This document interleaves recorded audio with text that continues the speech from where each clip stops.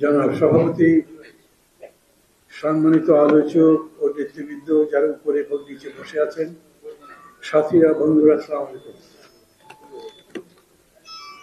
আমি প্রথমেই ধন্যবাদ জানাচ্ছি আমাকে আজকের এই অনুষ্ঠানে আমন্ত্রণ জানানোর জন্য। এটা একটা রেয়ার অকেশন টাইপের, মানে সবাই এরকম অনুষ্ঠানে আসতে পারেন, কথা বলতে পারেন, বা অনুষ্ঠান যে হয় তাও না। কিন্তু আমি বিনীতভাবে প্রথমেই বলে দিই, এই আলোচনা করবার জন্য আমি ঠিক যোগ্য নই। যোগ্য শব্দটা না বললেই বোধ হয় ভালো হতো, আমি প্রস্তুত নই সেরকম করে। জনাব মাহফুজুলের সঙ্গে আমার কত বছর আগে দেখা হয়েছিল সেটা বলিনি, কিন্তু ৮০ সালে যখন জাসদ ভেঙে যায়, আমি তার একটা অংশের সাথে ছিলাম। উনি আমার একটা ইন্টারভিউ করেছিলেন বিচিত্রায়। বিচিত্রাতে লেখাটা ছাপা হয়েছিল প্রায় ২০-২২ পৃষ্ঠা। কাভারে ছিল দুটো তলোয়ার দিকে দেওয়া, একদিকে আমার ছবি আর একদিকে আসাম রবের ছবি। খুবই সাড়া জাগিয়েছিল। আমার নিজের দুর্ভাগ্য, এই ধরনের গ্রন্থনা লেখা সংগ্রহ করবার মতো অভ্যেস আমার নেই, আমার কাছে নাই এটা। কিন্তু আমার ওই সাক্ষাৎকার উনি যেভাবে লিখেছিলেন সেটা আমার এখনো মনে আছে। তখন আমার বয়স কম, উনিও আমার একাডেমিক্যালি ১ বছরের সিনিয়র, যত আমার মনে পড়ে। তো অসাধারণ একটা লেখা লিখেছিলেন, মানে আমি নিজেকেই যেন তার লেখার মধ্যে আবিষ্কার করছি এরকম মনে হয়েছিল আমার কাছে। এবং আমাদের দলের মধ্যে যে মতবাদী সম্মেলনটা ছিল, তারও যে বহিঃপ্রকাশ, তার যে চিত্রায়ন, যেটা মানুষের সামনে তুলে ধরেছিলেন তিনি, সেটা অপূর্ব। আমি প্রথমেই বলি, যারা মাহফুজুল্লাহকে ঠিক কিভাবে ব্যাখ্যা করা যাবে, পরিচয় করে দেওয়া যাবে আমি জানি না, কিন্তু সাংবাদিক হিসেবে, লেখক হিসেবে, গবেষক হিসেবে তিনি অসাধারণ। আমি এক কথাই বলব, উনি একজন সক্রিয় রাজনীতিবিদ ছিলেন, আমি তাও মনে করি। এবং রাজনৈতিক ক্রিয়াকর্মের কারণে তার সাথে আবার কয়েকবার কথা হয়েছে, বৈঠক হয়েছে। যখন পরিস্থিতি খুব প্রতিকূল ছিল তখন অসাধারণ সাহসী দেখেছি তাকে, কথাবার্তায়, পরিস্থিতির বিশ্লেষণে, এবং সেখান থেকে বেরিয়ে আসবার জন্য যে পথ পরিক্রমা হওয়া উচিত, রোড ম্যাপ হওয়া উচিত, সে সম্পর্কে যেগুলো বলতেন সেগুলো অসাধারণ।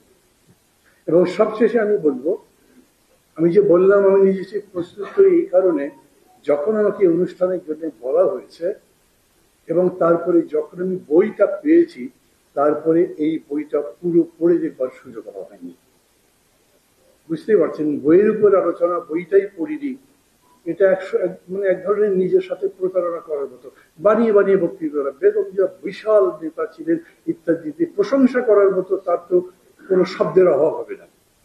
আমি মনে করি উনি যত বড় বই লিখেছেন, ওই রকম আরো 2টো বই লেখা যাবে, 3টা বইয়ের সবার কথা বেগম জিয়ার সম্পর্কে বলা যাবে, কিন্তু তাতে বইয়ের উপরে পুরো বিচার করা হবে কিনা তা আমি জানি না। উনি প্রেসিডেন্ট জিয়ার উপর একটা বই লিখেছেন, বোধহয় 540 বা 60 পৃষ্ঠার একটা বই। ওই বইটা আমি মনোযোগ সহকারে পড়েছি। আমার কাছে মনে হয়েছে, কেউ কিছু মনে করবেন না, বিশেষত বিএনপির যারা নেতা আছেন, মানে রিভিলিং পলিটিক্স, মানে এটা একটা আর্টের মতো। রাজনীতিকে ভেতর থেকে বের করা, তার নন্দনতাত্ত্বিক দিক মানুষের সামনে তুলে ধরা, তার সৌন্দর্য সৌকর্য বিকাশ করবার চেষ্টা করা একটা অসাধারণ কাজ। সাধারণভাবে এরকম হয় না, রাজনীতি মানুষ পছন্দ করে না।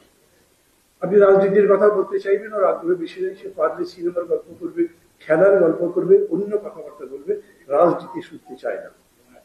রাজনীতি ছাড়া আবার দেশও চলছে না। যে মাউসুদ্দিন বলেছেন, politics is the commander of the society. বাকি যা আছে, ইকোনমিক্স, কালচার, লিটারেচার, যাই বলবেন সবকিছু হলো কমান্ডেড বাই পলিটিক্স। সেই রাজনীতিকেই আমরা সুন্দরভাবে উপস্থাপন করতে পারি না, যুক্তির সাথে উপস্থাপন করতে পারি না।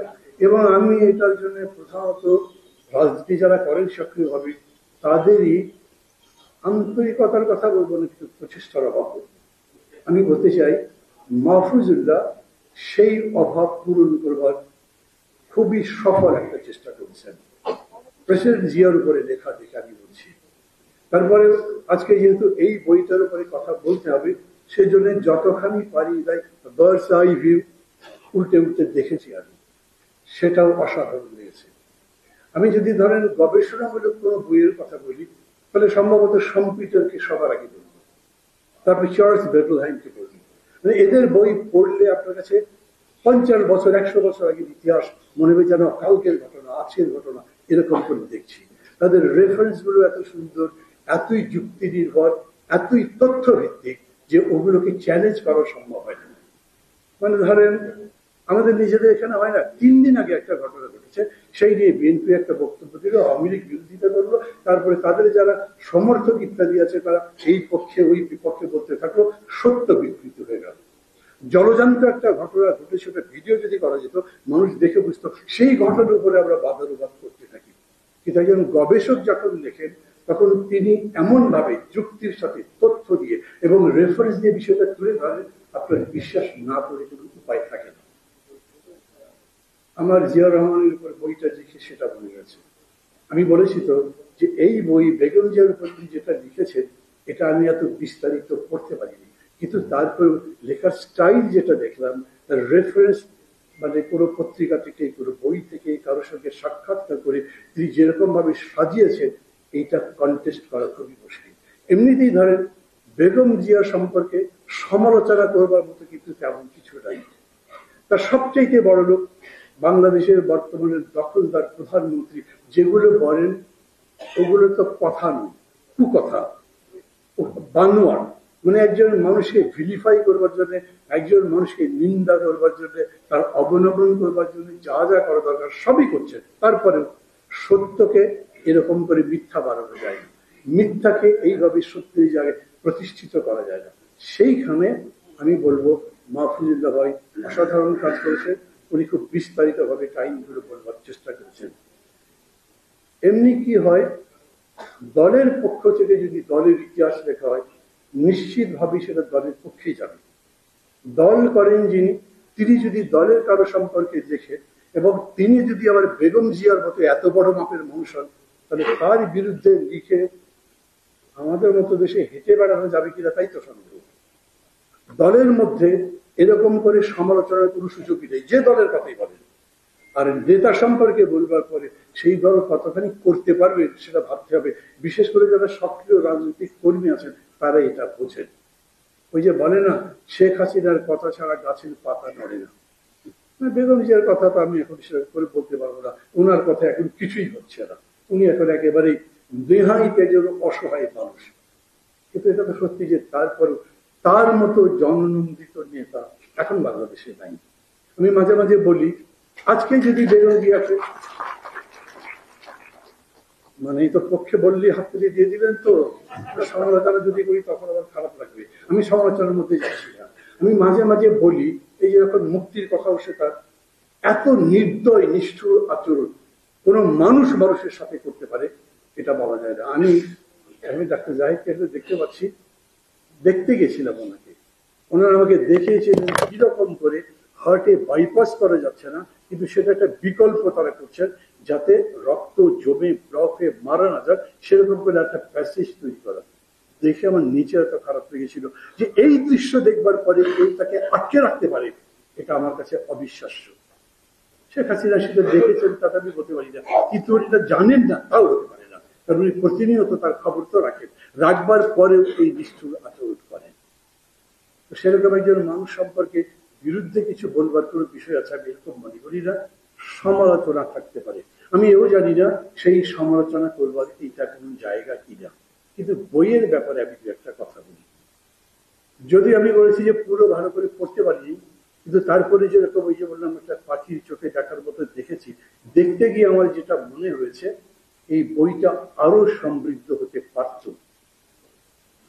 কিরকম, ধরেন বেগম জিয়া গৃহবধূ থেকে যে নেতা হিসেবে আসবেন, একজন নেতার নির্মাণ, এইটা সম্পর্কে উনি কেবলমাত্র তখন বিএনপির অভ্যন্তরে এটা নিয়ে যে কোন্দল হয়েছে, কথাবার্তা হয়েছে, বড় বড় মানে বিশাল বিশাল নেতা বিরোধিতা করেছেন, চুপে চুপে অর্ধেক প্রকাশ্যে বিবৃতি দিয়েছেন, তার মধ্যে থেকে বেগম জিয়া গড়ে উঠেছেন। এটা মানে আমি বলতে পারবো না যে এর চাইতে ভালো করে লেখা যেত, কারণ আমি তো সেই পরিবেশটা দেখিনি, কিন্তু অনেক মানুষই জানে না সেখানে তাদের কাছে যাচ্ছে কিরকম। জিয়া মরেছেন, তার স্ত্রী এসেছেন, এটা উত্তরাধিকারের রাজনীতি, পারিবারিক রাজনীতি, কিন্তু তাকে যে স্ট্রাগল করে আসতে হয়েছে, যেটা তার লেখার মধ্যে পাওয়া যায় আমি বুঝেছি। কিন্তু আমি মনে করি এই লেখা পড়লে সবাই যে পরিচ্ছন্ন ভাবে বুঝবেন সেটা নাও হতে পারে। আমি আপনাদের সবার কাছে এটার দিকে দৃষ্টি রাখবার জন্য অনুরোধ করছি। বাকি বইটা সম্পর্কে আমি লম্বা করবো, বিকজ আমার আসলে প্রেস ক্লাবে যেতে হবে, 11টা একটা অনুষ্ঠান ছিল, তাড়াতাড়ি করবো যদি কথা শেষ করার জন্য। এই বইটাও সম্ভবত 670-80 পৃষ্ঠার মতো লেখা, এবং পুরা লেখাটা কিন্তু বেগম জিয়াকেই কেন্দ্র করে, কিন্তু তার সময়কে নিয়ে, সেই সময় যেটা আন্দোলনের উত্তাল ছিল, এরশাদ বিরোধী আন্দোলন ছিল, এবং তারপরে উনি একসময় প্রধানমন্ত্রী ছিলেন, তখনও আওয়ামী লীগ সহ বিরোধী দলে তারা যারা ছিলেন তারা যেরকম করে আন্দোলন করেছেন, সেই আন্দোলনের একটা বর্ণনা, এই বর্ণনা নিয়ে কথা থাকতে পারে।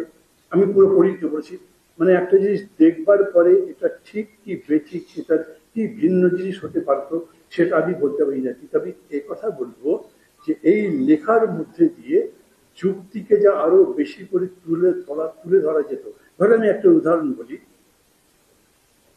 যে নির্বাচন মাত্র কিছুদিন করবার পরে, আমি জানুয়ারি নির্বাচনের কথা বলছি, উনি যখন কেয়ারটেকার গভর্নমেন্ট দিলেন, একচ্ছত্র ভাবে আওয়ামী লীগ এবং বিরোধীরা প্রচার করেছে আমাদের আন্দোলনে বাধ্য হয়ে তাকে নথি স্বীকার করে কেয়ারটেকার দিতে হয়েছে। আপনারা কি বলেন, দল কি বলে?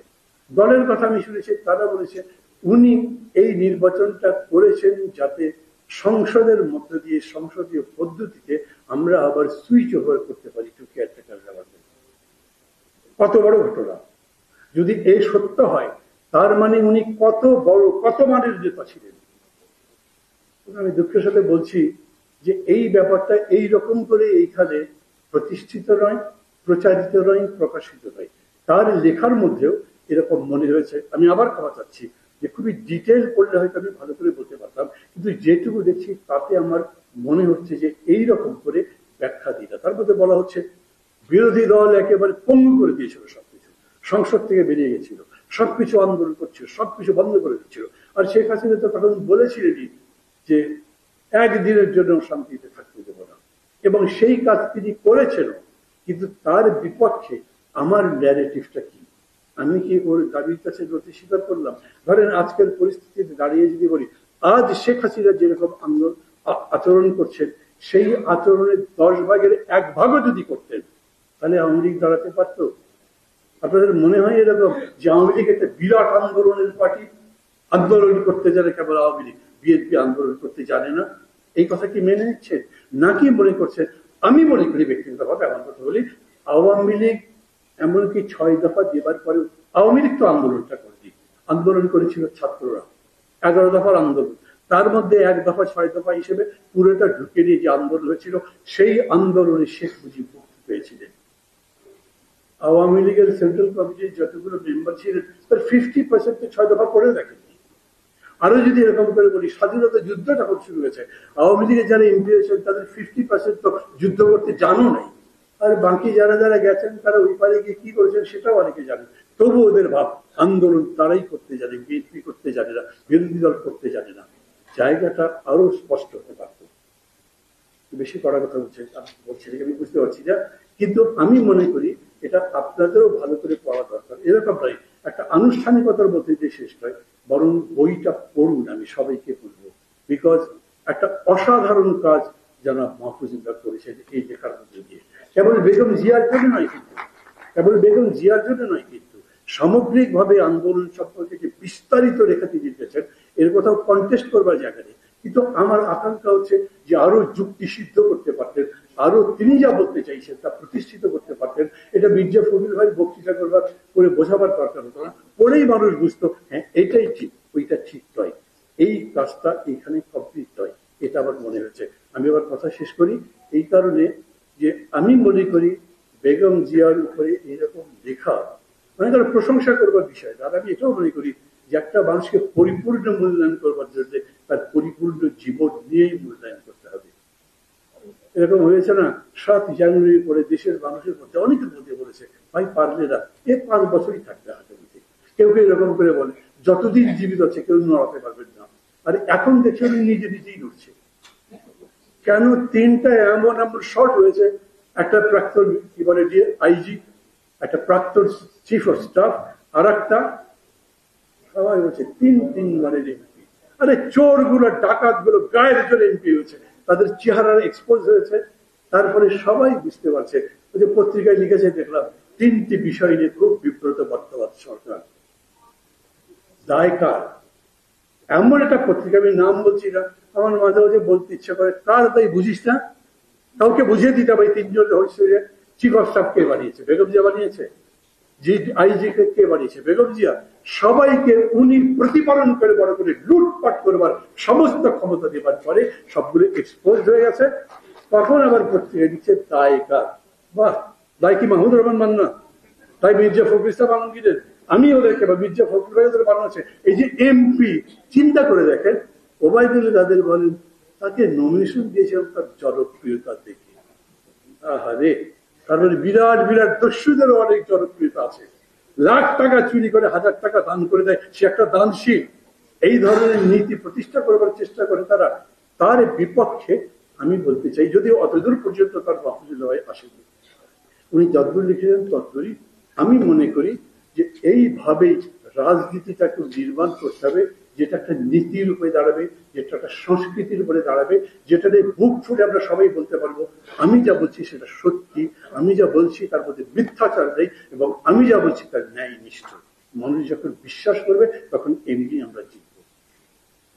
অনুবাদক এখানে অবশ্য একটু আগে বক্তৃতা করেছেন, আমি এক কথাই শুধু বলি, মাহফুজুল্লাহ ভাইয়ের যে কটা লেখা আমি পড়েছি, এবং এই যে জিয়ার লেখার কথা বললাম, সেটা পড়বার পরে এই বইটা পড়বার সময় আমার কিন্তু একবারও মনে হয়নি যেটা অনুবাদ। আমার মনে হয়েছে এটা মাহফুজুল্লাহ ভাই লিখেছেন। এটা এতই চমৎকার লেগেছে আমার কাছে। ইংরেজি থেকে বাংলায় বা যে কোনো ভাষান্তর করার কিন্তু একটা বিরাট সমস্যা আছে, কারণ মানে কোনো ল্যাঙ্গুয়েজের সাথে কোনো ল্যাঙ্গুয়েজের পুরোপুরি তো মেলে না, অর্থাৎ ভাব প্রকাশ করতে গিয়ে অসুবিধা হয়। কিন্তু এই লেখাতে ভাবটাও বুঝতে অসুবিধা হয়নি, তার বক্তব্য যেটা সেটা বুঝতে অসুবিধা হয়। থ্যাংক ইউ আপনাদের সবাইকে, যেহেতু আপনাদের কথা শুনছেন।